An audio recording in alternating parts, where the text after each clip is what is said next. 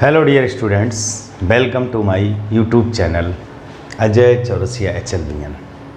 जैसा कि आप जानते हैं, मैं अजय कुमार आपको प्रतिदिन डॉक्टर हर्षरूप शर्मा जी की बुक से एक्सरसाइज वाइज वीडियो अपलोड करता हूं। तो पिछले वीडियो में मैंने जो आपका टॉपिक चल रहा था सार्डिक डिटरमिनेंट में एक्सरसाइज 4A कंप्लीट करा दी थी।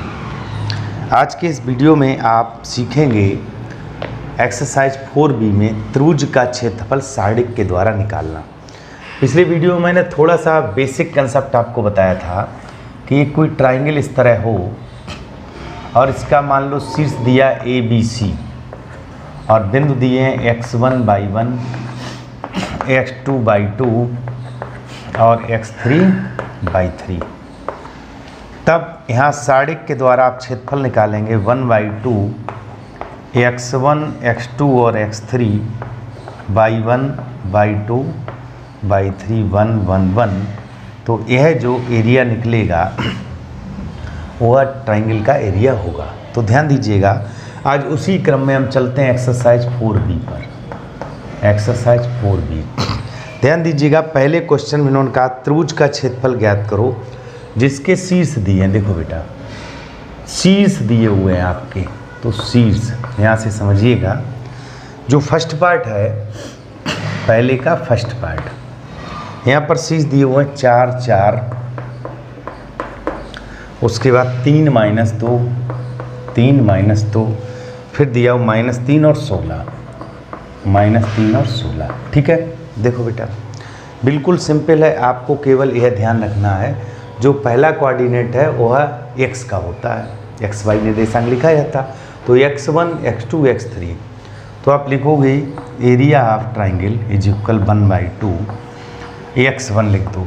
देखिए पहला और पहला, तो 4 3 और -3। ठीक है, अब लिखेंगे दूसरा और दूसरा, तो आपका हो जाएगा 4 -2 और 16, और यहाँ पर सभी में 1 1।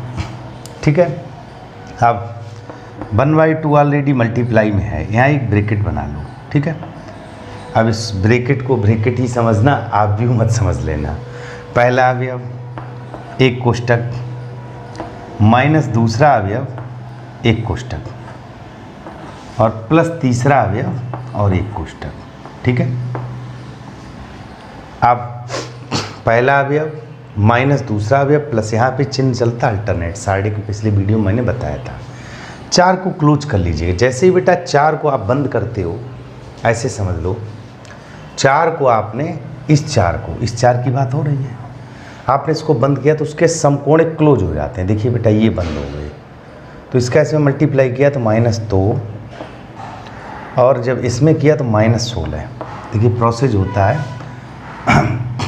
Right to left minus left to right. ठीक है, अब देखिए बेटा, अब मैंने इस 4 को बंद किया, इस 4 को, तो ये लाइन बंद हो गई। तो देखिए 3 -3, तो 3 + 3 हो जाएगा। ठीक है, 1 को बंद किया तो यह बंद, तो 16 का 3 में किया तो 48। ध्यान से समझिएगा, ये बंद है आपका। और ये -3 -2 का मल्टीप्लाई 6, और एक चिन्ह माइनस होता तो -6। ठीक है, देखो 1/2। यहाँ पर ध्यान दीजिएगा, ये आपका हो गया 16 और 2 18, 4 मल्टीप्लाई किया माइनस का 72। ठीक है, 3 और 3 6 चौकू 24। यहाँ देखिएगा 48 में से 6 गया तो प्लस का 42। यहाँ तक तो कोई डाउट नहीं है, बिल्कुल सिंपल। अब देखो बेटा, यहाँ पर आपका 1/2, देखो -72 42, तो बचा आपका माइनस का 30 20 50, तो माइनस का 54 हो गया।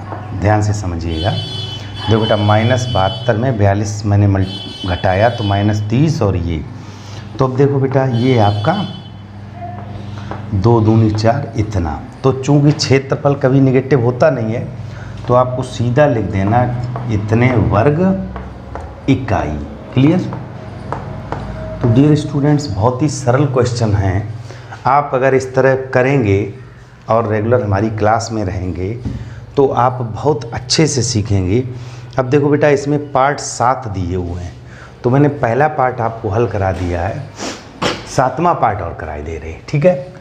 इसका आप स्क्रीनशॉट ले लीजिएगा, यह सूत्र दिमाग में रखिएगा। बहुत ही सिंपल प्रश्न है, बशर्ते आपको रेगुलर क्लास अटेंड करनी, आप आसानी से सीख जाएंगे।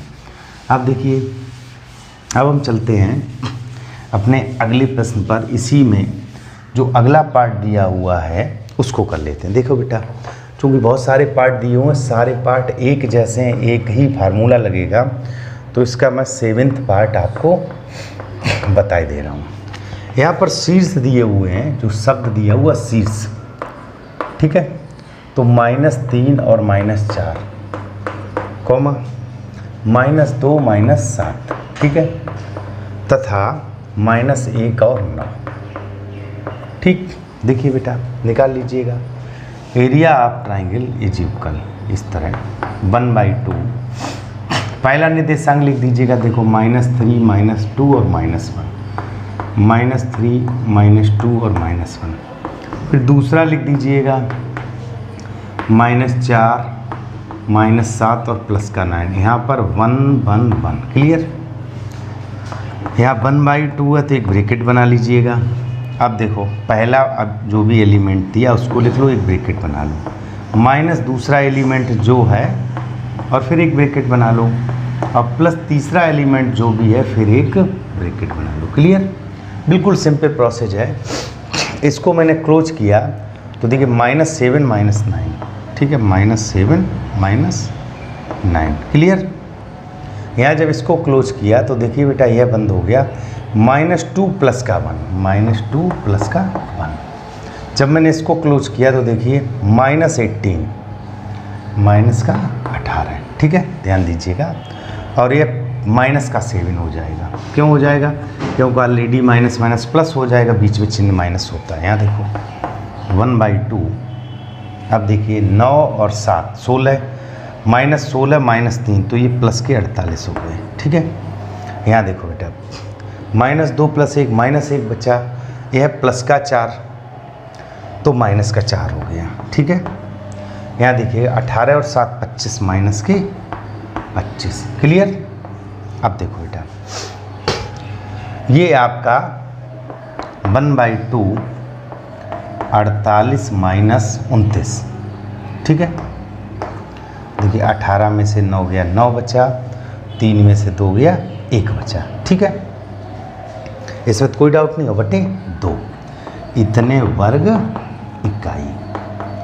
तो स्टूडेंट्स आपको बहुत आसानी से समझ में आ रहा होगा कि इस तरह के यदि क्वेश्चन दिया हो तो हम यह सूत्र लगाकर बहुत आसानी से एरिया ऑफ ट्राइंगल निकाल सकते हैं, वो भी डिटरमिनेंट द्वारा, सार्डिक के द्वारा निकाल सकते हैं। अब हम चलते हैं अपने अगले प्रश्न पर। तो देखिएगा एक्सरसाइज 4 भी चल रही है और आप सभी बने रहिए। शाम को 8 बजे हमारी लाइव क्लास होती है, तो उसको रेगुलर देखिएगा। अब क्वेश्चन नंबर 2 पे चलते हैं।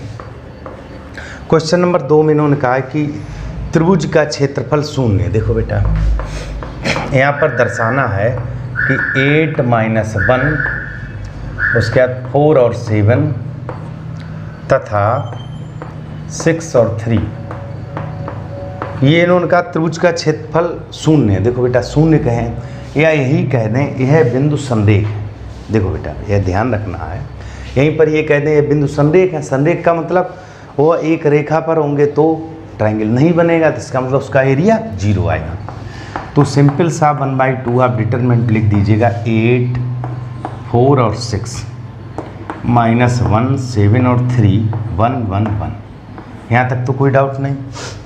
अब देखिएगा बेटा, इसको सॉल्व करेंगे तो 1/2, यहाँ देखो पहला अवयव एक ब्रैकेट, माइनस दूसरा अवयव और एक ब्रैकेट, और प्लस तीसरा अवयव और एक ब्रैकेट, यह ध्यान में रखना है। तो देखिए बेटा, इसको क्लोज कर लिया तो 7 - 3, ठीक। इसको क्लोज कर लिया तो 4 - 6, ध्यान से समझिएगा, 4 - 6। इस वाले को क्लोज कर लिया तो 12 - 42, ध्यान से समझिएगा। देखो बेटा, ये क्लोज है आपका, 3 चौको 12 - 42, क्लियर। यहाँ देखिएगा 1/2 7 में से 3 गया 4 और 8 चौकू 32। 4 में 6 गया -2, यह प्लस का 1 तो माइनस का 2 हो जाएगा। ठीक है, 4 में से 6 गया -2, इधर 12 में से 42 गया तो माइनस का 30। ठीक है, देखिए बेटा -30 -2 ये -32 प्लस 32 तो यह 0 हो गया। इन्होंने यही कहा है कि ये 0 है। मान लो ये कह देते बिंदु संरेख है तो आप लिखते चूंकि त्रिभुज का क्षेत्रफल 0 है अतः बिंदु संरेख है। अब हम चलते हैं, इसका स्क्रीनशॉट ले लीजिएगा। हम अगले क्वेश्चन पे चलते हैं। अगले क्वेश्चन में इन्होंने कहा है सिद्ध कीजिए A B A dash B dash A minus A dash B minus B dash. तो सिद्ध करो ए बी डैश बराबर ए डैश बी डैश। यह बिंदु संरेख है। ये इन्होंने शब्द कहा है संरेख है, ध्यान दीजिएगा। सेकंड पार्ट की बात कर रहे हैं। जब ऊपर कंडीशन में दे रखा है संरेख है, संरेख का मतलब ये होता है वह एक रेखी है, एक लीनियर इक्वेशन बनाते हैं, तो इसका मतलब उनका क्षेत्रफल क्या आएगा 0। बिंदु आपके संरेख हैं। देखो बिंदु दिया ए कॉमा बी, अगला दिया ए डैश और बी डैश, और अगला दिया हुआ है ए माइनस ए डैश और बी माइनस बी डैश। ठीक है, यह बिंदु संरेख हैं। बिंदु कैसे है बेटा? संरेख है। बिंदु संरेख है तो इन्होंने कहा सिद्ध करो। जो सिद्ध करवाया है उसको समझिएगा। क्या सिद्ध करवाया? ए बी डैश बराबर ए डैश बी। क्लियर? ध्यान से समझिएगा। बिंदु इन्होंने कह रखा है एक संरेख है, इसका मतलब यदि बिंदु संरेख है तो डेल्टा इज इक्वल 0 हो गया। बिंदु संरेख दिया है तो यार देखो बेटा हमने लिखा 1/2 ए डैश और ए माइनस ए डैश। ठीक है, दूसरा है बी डैश और बी माइनस बी डैश। तीसरा है आपका 1 और 1, और यह बराबर हमारे क्वेश्चन में 0 दे रखा है क्योंकि बिंदु संरेख है तो डेल्टा 0। यहाँ देखिए बेटा हम सॉल्व करने से पहले थोड़ा संक्रिया लगा दें। यह जो पंक्ति है और यह पंक्ति इनको आपस में जोड़ दें तो ये आपका थोड़ा सा मान छोटा हो जाएगा। तो आप लिखोगे R3 में एक संक्रिया करिए। R3 मतलब इस वाले में क्या करिए? R3 + R2 यह संक्रिया कर दीजिए। 1/2 0 में चला जाएगा। तो यहाँ देखिए बेटा इसको तो एजेट लिख दो ए बी और 1। ठीक है, इसको भी एजेट लिख दो ए डैश बी डैश और 1। जब मैंने इसमें ऐड किया तो यह कट जाएगा तो ए बी और यहाँ 2 हो जाएगा। ए बी और 2, यहाँ तक तो कोई डाउट नहीं। देखो बेटा ये कट जाएगा, ये कट जाएगा, लेकिन 1 1 2 हो जाएगा। और इसके बराबर हमारे में क्वेश्चन क्या दे रखा है 0। अब ध्यान दीजिएगा, इसी को हम थोड़ा सा सॉल्व करेंगे तो जो इन्होंने कहा है वो आना चाहिए। तो देखो बेटा सूत्र आपने नोट कर ही लिया होगा। अब ध्यान दीजिएगा, सीधा सा फॉर्मेट है कि आप पहला अवयव लिखेंगे 1 ब्रैकेट माइनस दूसरा अवयव लिखेंगे 1 ब्रैकेट प्लस तीसरा अवयव लिखेंगे और 1 ब्रैकेट। ठीक है, अब देखो बेटा यहाँ पर पहला अवयव ए था, इसको मैंने क्लोज कर लिया। 2b dash minus B, 2b dash minus B, फिर b है तो ये क्लोज कर लिया। ध्यान दें 2a डैश माइनस ए, 2a डैश माइनस ए। जब 1 को क्लोज किया तो ये देखिए बंद हो गया, तो ये आपका इतना close a dash B minus A B dash, a dash B minus A B dash, और बराबर में 0 है।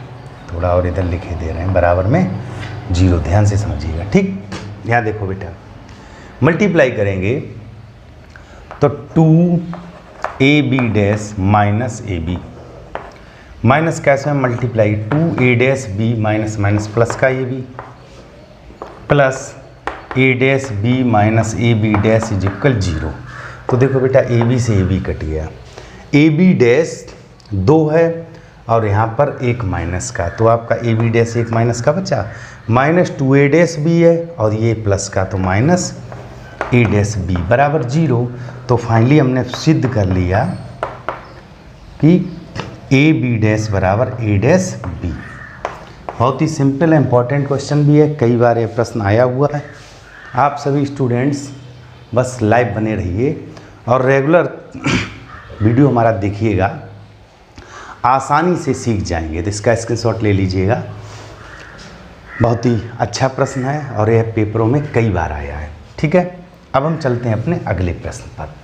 ध्यान दीजिएगा, आप रेगुलर हमारी क्लास अटेंड करें और यह मैं आपको विश्वास दिलाता हूँ बहुत अच्छे से आप यूपी बोर्ड का सिलेबस मैथ्स का बहुत अच्छे से कर लेंगे। सेम प्रोसेस इन्होंने क्वेश्चन नंबर 3 में कहा है, एक ए शीर्ष दिया हुआ है a, b plus C, B दिया हुआ है b, c प्लस ए और सी दिया हुआ है c, a प्लस b।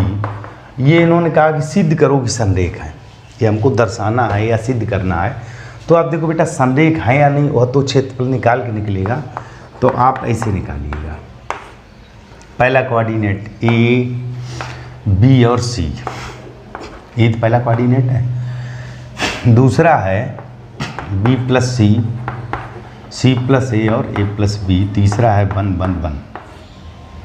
यहाँ तक तो कोई डाउट नहीं। इसमें आप बेटा हल ना करने से अच्छा है कि आप संक्रिया यूज कर लें। जैसे बेटा इस वाले में दूसरे स्तंभ में अगर हम इसको जोड़ दें तो तीनों में एक जैसा आ जाएगा। तो C2 में एक संक्रिया की, तो क्या की कि C1 प्लस C2। ठीक है, तो देखो डेल्टा इज इक्वल 1/2। यहाँ पर आपका ए बी सी दिया है, यहाँ मैंने इसको ऐड किया तो a plus B plus C, a plus B plus C और a plus B plus C 1 1 1। यहाँ तक तो कोई डाउट नहीं। C2 से a plus B plus C common लेने पर, ठीक है, यह पद उभयनिष्ठ कर लीजिएगा। बहुत ध्यान समझिएगा, बिल्कुल सिंपल है। जैसे ही आपने कॉमन लिया तो आपका आ गया delta is equal 1/2 a plus B plus C. देखो बेटा, यह मैंने C2 से कॉमन लिया, यहाँ a b c है, a b c 1 1 1 और 1 1 1। अब आप लिखेंगे चूंकि C2 बराबर C3। आप जानते हो यदि सारणिक में कोई दो स्तंभ के सभी अवयव या दो पंक्तियों के सभी अवयव बराबर हों तो उस सारणिक का मान 0 होता है। अतः डेल्टा इज इक्वल 0। तो आप लिखोगे बिंदु संरेख हैं। क्लियर? बहुत ही सिंपल है कि आपको करना क्या था। जैसे ही इन्होंने बात कही कि सिद्ध करो यह बिंदु संरेख है, आपने त्रिभुज का क्षेत्रफल निकाला। चूँकि हमें दिखाई दे रहा है इनमें अगर हम इसको जोड़ दें तो एक जैसा आ जाएगा। मैंने जोड़ दिया और इसको कॉमन ले लिया। कॉमन लेने के बाद अंदर जो मान आया वह C2 और C3 समान आए। समान आए इसका मतलब नियम मैं आपको पिछली वीडियो में सिखा चुका हूँ। तो यह आपका 0 हो गया, अतः बिंदु संरेख है। अब हम चलते हैं अपने अगले प्रश्न पर। Question number 4। आप क्लास में बने रहिएगा और यह मैं आपको बता रहा हूँ बहुत अच्छे से आप सीखेंगे, बस रेगुलर क्लास में रहिएगा।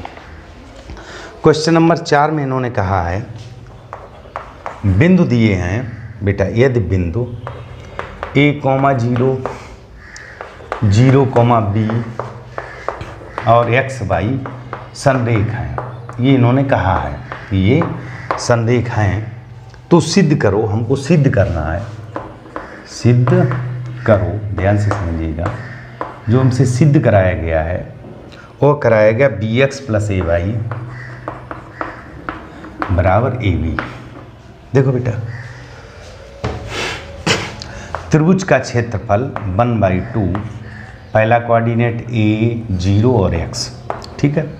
दूसरा कोऑर्डिनेट हो गया 0, b और y। तीसरा 1 1 1। चूँकि बिंदु संरेख हैं अतः इसके बराबर 0। अब आप संक्रिया लगा दो। देखो बेटा, a पहला पद ये बंद किया, देखो b minus y। Clear? Minus दूसरा अभी अब 0, तो इसको लिखने का अवस्था नहीं, ये 0 हो जाएगा। प्लस 1, जब 1 को क्लोज करेंगे तो ये 0 माइनस एक्स बी, तो 0 माइनस एक्स बी। क्लियर? बराबर में आपका 0, यह 1/2 भी 0 में चला जाएगा। तो देखिए A B minus A by और minus X B is equal 0। इनको उधर भेज दीजिएगा तो ए बी बराबर B X plus A by, और यही हमको सिद्ध करना था। तो डियर स्टूडेंट, बहुत ही सरल प्रश्न है, आप बस बने रहिए क्लास में, आसानी से सीखेंगे। अब इन्होंने बेटा 5वें क्वेश्चन में कहा है, 5वें क्वेश्चन की भी बात कर लेते हैं। ए के किस मान के लिए, ए के किस मान के लिए, ध्यान दीजिएगा, ए के किस मान के लिए कुछ बिंदु दिए हैं 8 8 8 8 3 -2, ठीक है, और दिया हुआ ए और 2, यह संरेख है। कैसे हैं? संरेख हैं। तो बिल्कुल सिंपल बेटा, देखो पहले हम, चूँकि उनका बिंदु संरेख हैं, तो देखिए सारिक में पहला बिंदु लिख लीजिएगा। देखो बेटा 1/2 8 3 ए, दूसरा है 8 3 ए 8 -2 और 2 और 1 1 1, यह बिंदु आपके संरेख है, तो 0 हो गया। अब यह 1/2 उधर चला जाएगा, तो देखिए बेटा 8, देखो 8 3 ए 8 -2 2, क्लियर, 1 1 1 1/2, तो 8 को देखिए -2 -2, ठीक है, माइनस का 8 यहाँ करेंगे तो ये आपका क्लोज हो गया। तो देखिए 3 - ए प्लस का 1 करेंगे, तो 1 करेंगे 6 और प्लस 2a, 6 + 2a और बराबर 0, 1/2 तो 0 में चला ही जाएगा। माइनस का 4 तो माइनस के 32, यहाँ देखिए -8 3 24 प्लस का 8 है, क्लियर, +6 और प्लस का 2a = 0। देखो बेटा 8 और 2 10a हो गया, ठीक है, बराबर। अब यहाँ ध्यान दीजिएगा 32 और 24 और ये 6 प्लस के हैं, तो देखो बेटा 6 को यहाँ पर -24 और प्लस के 6, तो माइनस का 18 बचा, -18 और 32 माइनस का 50 उधर जाएगा, तो 50, तो a बराबर 50/10, इसका मतलब 5। तो a हमारा कितना आ गया? 5, क्लियर। तो a बराबर 5 के लिए यह बिंदु कैसे होंगे? संरेख।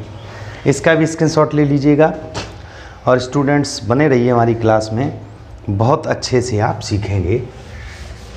अगले क्वेश्चन पर हम चलते हैं और सभी स्टूडेंट्स मेरा वीडियो प्रतिदिन देखें, लाइक करें, कमेंट करें, शेयर करें और हमारे चैनल को सब्सक्राइब करें, अपने दोस्तों को बताएं। आगे देखिएगा क्वेश्चन नंबर 6 में इन्होंने रेखा का समीकरण पूछा है। क्या पूछा है? रेखा का समीकरण। तो देखो बेटा 2 पार्ट दिए हुए हैं, तो मैं एक पार्ट आपको बता रहा हूँ। सारिक का प्रयोग करते हुए 1,2 तथा और 3,6 से जाने वाली को मिलाने वाली रेखा का समीकरण, को मिलाने वाली रेखा का समीकरण, मिलाने वाली रेखा का समीकरण।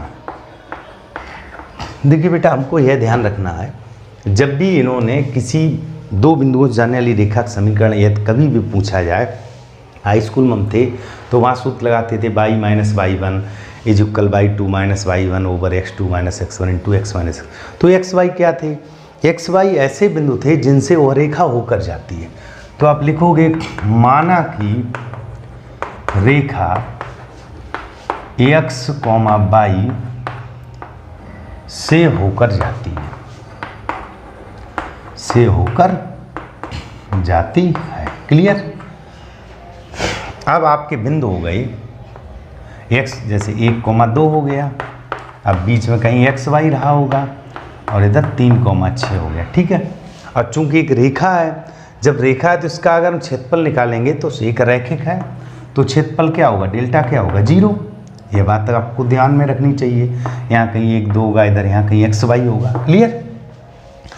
तो देखिएगा आप लिखोगे 1/2 1x3, 1x और 3, यहाँ पर लिखोगे 2 और 6 1 1 1 = 0। चूँकि एक रेखी है तो देखिए 1/2 तो 0 में चला जाएगा, 1 y - 6 माइनस का 2, तो देखिए यह क्लोज हो गया, तो x - 3 और प्लस का 1, जब 1 किया तो 6x - 3 भाई, 6x - 3 = 0, ठीक है। 1/2 भी 0 में चला जाएगा, तो y - 6 माइनस का 2x प्लस के 6 प्लस का 6x माइनस का 3y is equal 0, minus 6x plus minus 2 plus 6 तो 4x बच गया, माइनस 3y और ये प्लस का y तो माइनस का 2y बच गया।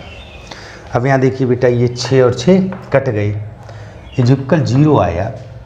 आप यहाँ लिख सकते हो 4x बराबर 2y, ठीक है, या आप लिख सकते हो 2x बराबर y। तो यह आपका रेखा का समीकरण हो गया। तो डियर स्टूडेंट बहुत ही सिंपल है, आप बने रहिए क्लास में, बहुत आसानी से सीखेंगे।